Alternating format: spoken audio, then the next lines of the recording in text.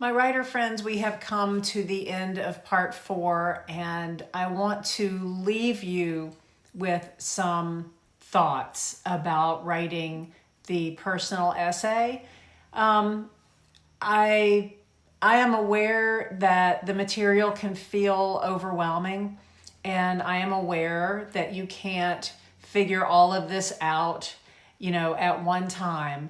My hope is that as you go through your writing life, pieces of what you've learned here will come back to you, and or maybe you watch the workshop again, or you've downloaded some of the forms and you're looking at those again, and you understand things in a new way, or in more depth. But I do want to leave you with some parting thoughts about writing personal essay. These are sort of big picture reminders that you can take with you, and there's sort of like an overview, a big picture overview of kind of things to think about and have in mind when you go to write your stories. And the first one of these, I love this. The first one is find your why. So remember, we've talked a lot about that a personal essay isn't just writing what happened. It's not just writing about the situation. It's writing about why it matters. And so ask yourself, every time you sit down to write a personal story, what does this story reveal about me? And also, what does it reveal about being human?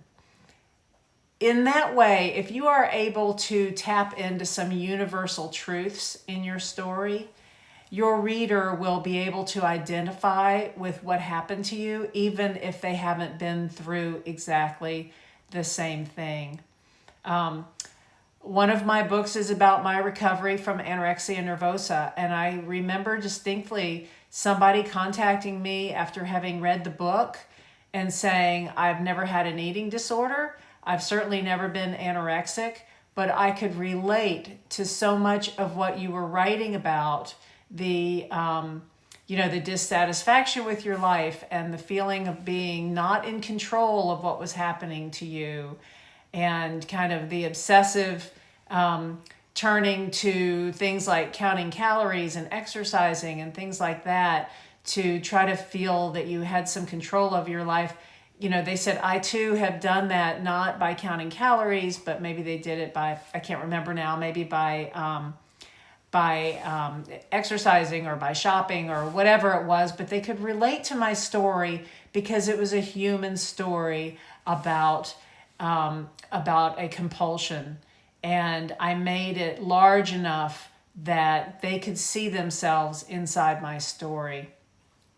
So that all comes on under the heading of finding your why. The second one is anchor your story in the specifics. So small concrete details. This is part of, showing, not telling. The chipped coffee mug, the smell of wet leaves, etc. Those little tiny details that you might think, this doesn't matter, nobody cares about this, they actually are what does the heavy lifting of your essay. They are what pull the reader into your world and let them be there almost physically by reading about those sensory details. So again, anchor your story in the specifics. You want to balance your story with story and reflection, and I think we talked a little bit about this.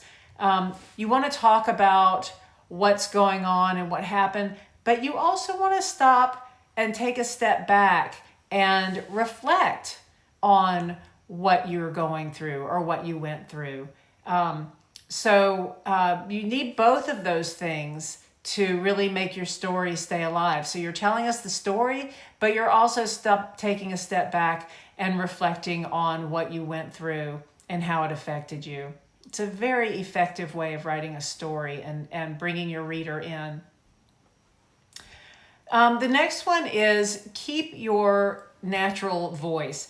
Don't try to sound like a writer. Don't try to sound like somebody else you know who writes in a certain way. Don't try to sound like Hemingway or, you know, Virginia Woolf or something like that. You're writing a personal essay, and the intimacy of a personal essay comes from authenticity. So you want to be your authentic self, talk like yourself, write like yourself, and you'll be fine. The next one is show, change, or discovery. Um, you want to show how you were transformed by whatever it was you went through. Even if it's just a shift in your perspective, even if you went through something that was huge, but at the end of it, the only thing that changed was your perspective on things. Let's say you were called on to break up a fight, you know, between a bully and somebody else, and maybe it didn't even go well. Maybe you couldn't pull the people, you know, apart or whatever. But at the end of that, you had a shift in perspective whereby you saw that it was important that you stepped in and you tried. And so even if something huge didn't happen from it, a shift in perspective like that, where it changes the way you think about things, that is huge.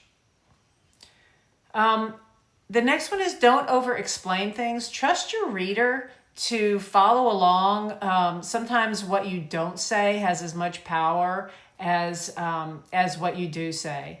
So you don't feel like you have to spell every single thing out. Cut to the bone. This means revise your story. You know, after you finish writing it, don't just hand it in. Don't just say, well, I'm done. You want to go back through, and here's something I tell all of my writers in all of my workshops: read your story out loud, just to yourself, just in a room with a closed door. You will be able to see where the story lags. Where you get bored reading is where your reader will get bored reading. So you want to fix those spots. You will find places where you have said things twice. It's very revealing when you read your own work aloud. As for the end of your story, leave the door open. So great essays don't necessarily tie everything up in a neat bow. You can end on an image, you can end on a question or a moment. That example I gave you about the bullies, you can end on, you know, I stood in the hall and I watched the crowd disperse. You know, that can be your ending, and it sort of leaves the door open for your reader to see that life went on, and for them to really be able to think about, well, you know, I wonder what happened the next day, or, you know, whatever. So you don't have to tie everything up so neatly.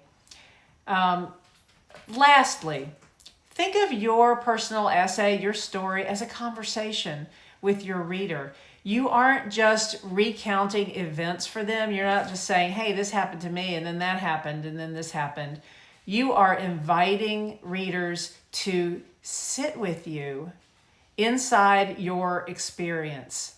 Okay? You are inviting them into your world for this particular thing, this particular story that you want to tell. And that is a gift you give to your readers, and listening is a gift that your readers give back to you, the writer. And so I wish for you all of these wonderful gifts as you go forward with your writing.